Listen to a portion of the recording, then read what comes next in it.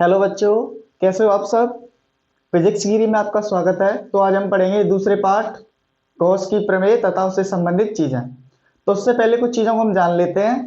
सबसे पहला टॉपिक है हमारा रैखिक आवेश घनत्व। रैखिक आवेश घनत्व, ठीक है।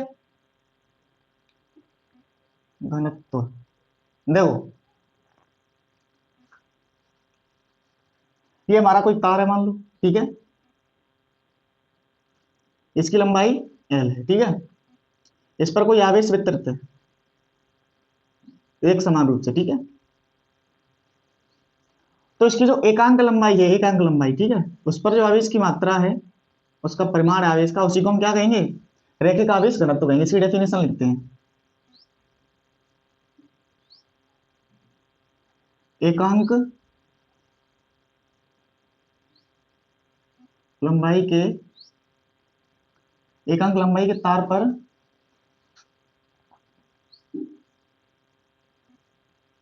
एक समान रूप से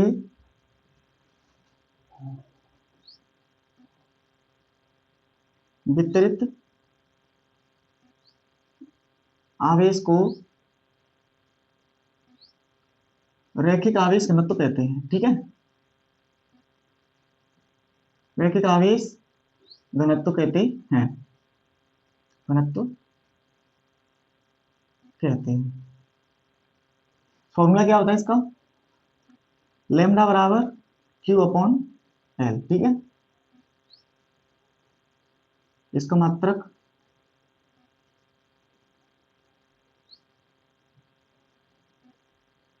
कूलम बट्टे मीटर, ठीक है। कूलम बट्टे मीटर। विमा तो आप लोग निकाल ही लोगे, विमा बहुत इजी है। चलो मैं बता देता हूँ। कूलम की विमा होती है एटी, ठीक है। और मीटर की विमा होती है एल। क्या हो जाएगा, L minus one A T, ठीक है। ये क्या हुई, विमा, ठीक है। इसके बाद हम पढ़ेंगे पृष्ठीय आवेश घनत्व। पृष्ठीय आवेश घनत्व देखो, यहाँ पे लंबाई थी, यहाँ पे क्षेत्रफल हो जाएगा। एकांक क्षेत्रफल पर वितरित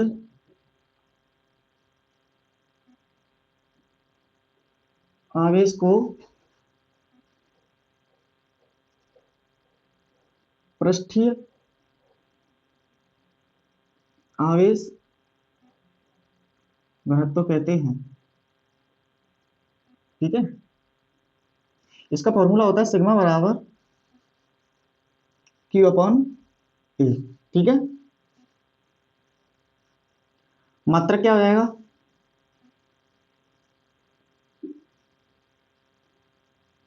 कूलम बट्टे मीटर स्क्वायर। देखो, ये तो हो गया हमारा रैखिक आवेश घनत्व और पृष्ठीय आवेश घनत्व, ठीक है। इसका स्क्रीनशॉट ले लो आप, मैं मिटा देता हूं। इसके बाद अगला टॉपिक है हमारा क्षेत्रफल सदिश, ठीक है। देखो, क्षेत्रफल, क्षेत्रफल सदिश देखो, इसकी डेफिनेशन होती है किसी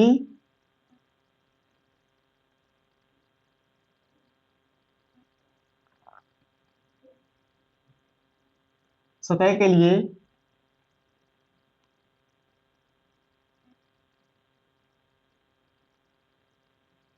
क्षेत्रफल सदिश वेक्टर ए का परिमाण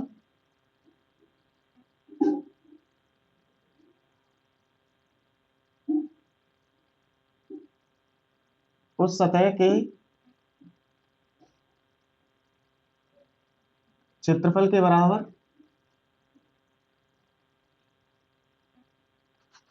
तथा दिशा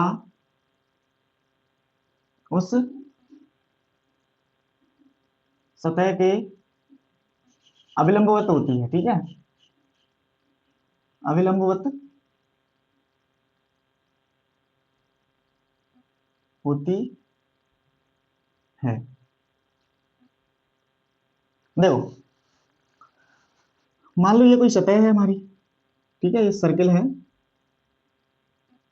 ठीक है।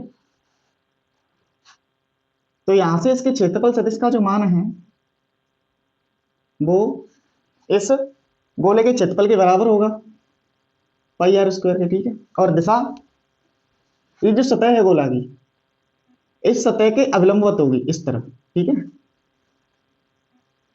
समझ गए आप लोग? बहुत ज्यादा सिंपल है, ठीक है। इसके बाद अगला टॉपिक, तो बच्चों अगला टॉपिक है हमारा विद्युत फ्लक्स। तो विद्युत फ्लक्स डाल देंगे यहाँ पे, विद्युत फ्लक्स, ठीक है। देखो, विद्युत फ्लक्स क्या होता है? किसी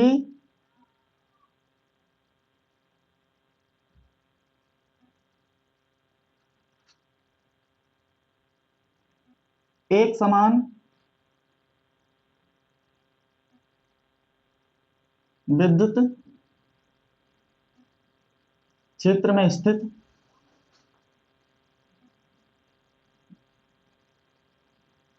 पृष्ठ से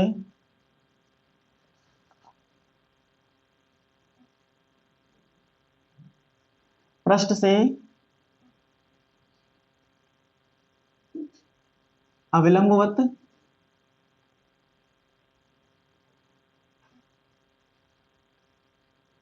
गुजरने वाली विद्युत बल रेखाओं की संख्या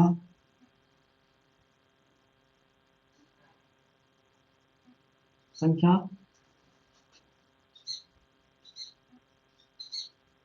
विद्युत फ्लक्स कहलाती है, ठीक है।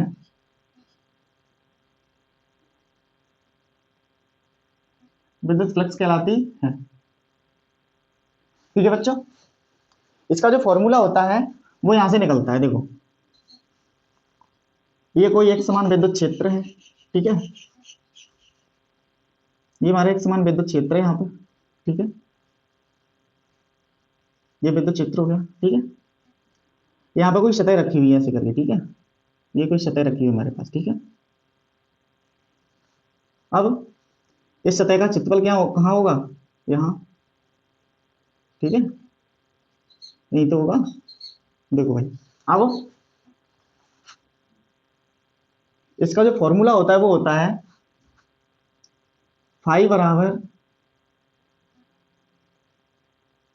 डी, फाई बराबर समाकलन में ई डॉट डी, ठीक है।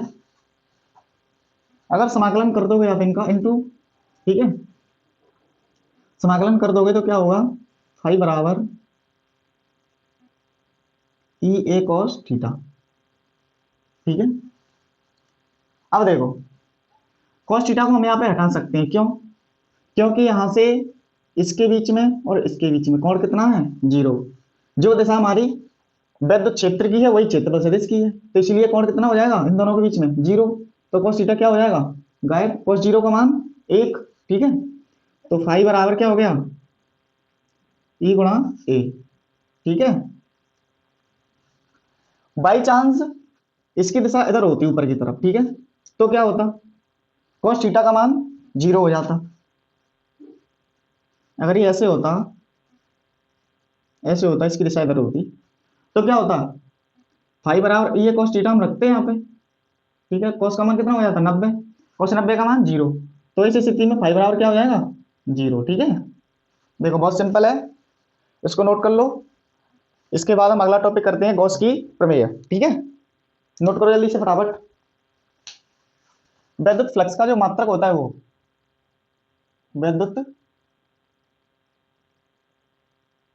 फ्लक्स का मात्रक,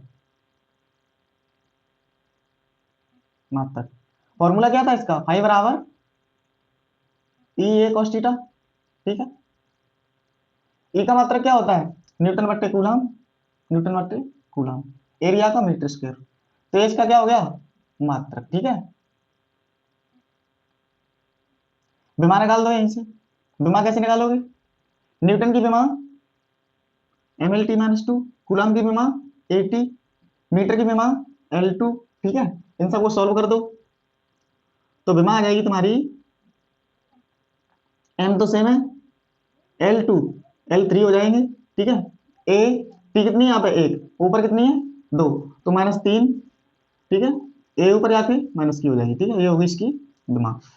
इसके बाद अब हम पढ़ते हैं गॉस की प्रमेय। ठीक है, जो गॉस की प्रमेय है बच्चों, वो हर साल पेपर में पूछी जाती है। ये बात आप कान खोल के सुन लो, कहीं लिख लेना कोने में कि गॉस की प्रमेय हर बार पेपर में आती है। तो ये ना आपको बहुत अच्छे तरीके से याद रखनी है और ध्यान से समझ लेना। ठीक है, 100% आती है ये। ठीक है, हेडिंग डालेंगे हम गॉस की प्रमेय।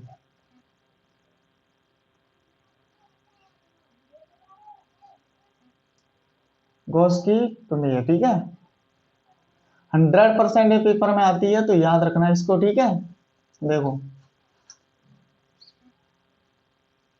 गॉस की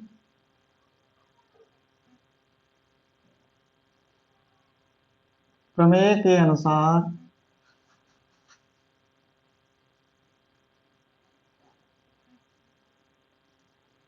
गॉस की प्रमेय के अनुसार किसी बंद सतह से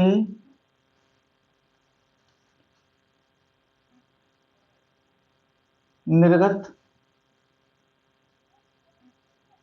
कुल वैद्युत फ्लक्स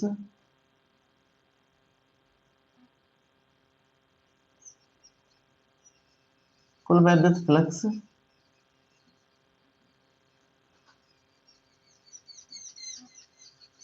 उस पर आवेश का 1/ε0 गुना होता है। ठीक है, गुना होता है। ठीक है, कैसे होता है? देखो, फाइव बराबर ही हम क्या पढ़ के आए हैं? ई ए कॉस थीटा। ठीक है, बराबर क्या हो जाएगा? 1/ε0। ठीक है, ये तो हो गया गॉस का नियम। कभी कभी हमको ये भी पूछ लेता है कि गॉस की प्रमेय को सिद्ध करिए, तो गॉस की प्रमेय को सिद्ध कैसे करेंगे? देखो,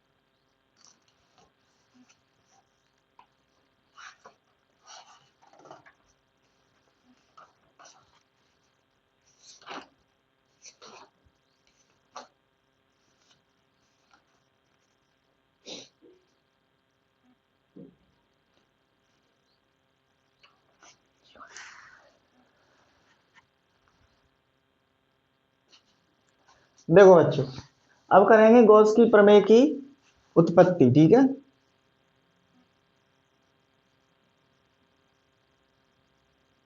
गॉस की प्रमेय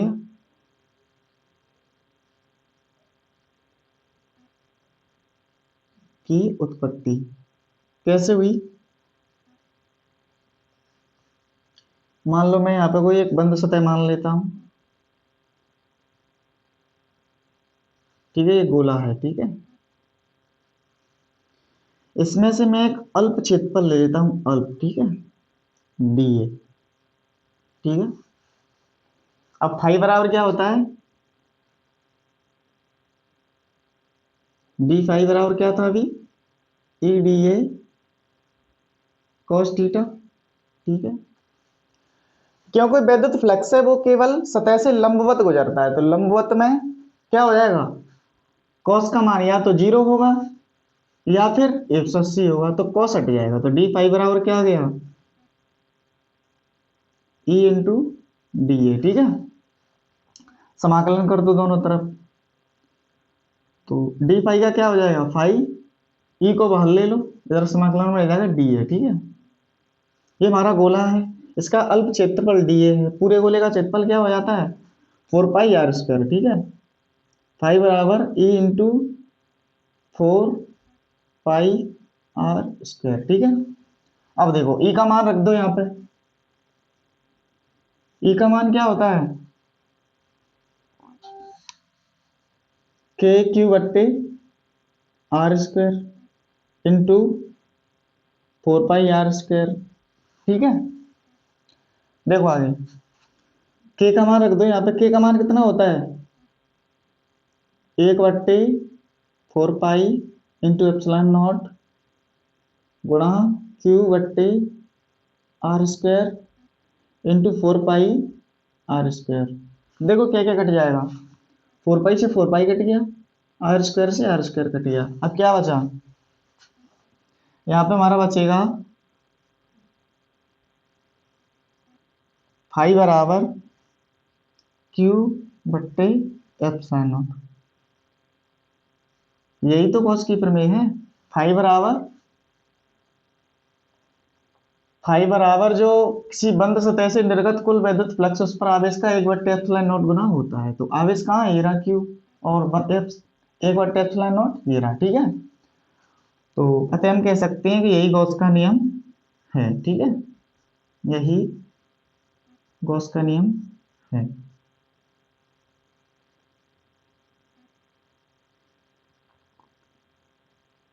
यही गॉस का नियम है, ठीक है। यहाँ पे क्यों होगा, ये गलत हो गया है, ठीक है। देखो नोट कर लो इसको, इसके बाद मैं मिटा देता हूं, ठीक है। तो इसके आगे पढ़ेंगे हम कल, तब तक के लिए बाय बाय।